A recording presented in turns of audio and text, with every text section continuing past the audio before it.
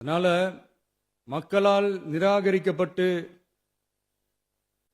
மக்களால் அகற்றப்பட்டவங்களுக்கு ஒன்னே ஒன்று சொல்லிக்கிறோம், தப்பே செய்ய மாட்டோம், ஊழலே செய்ய மாட்டோம், நேர்மையா தான் இருப்போம், நியாயமா தான் இருப்போம் அப்படின்னு சொல்றவங்களால மட்டும்தான் கூட்டணி ஆட்சி அமைக்க முன்வரும்.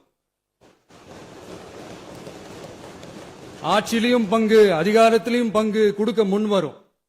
ஊழல்லையே ஊறி போனவங்களால இந்த கூட்டணி ஆட்சியோ ஆட்சியிலையும் பங்கோ அதிகாரத்திலையும் பங்கோ கொடுக்க முன்வராது.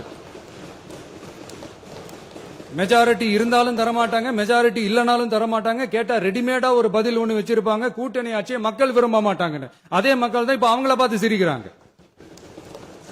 நான்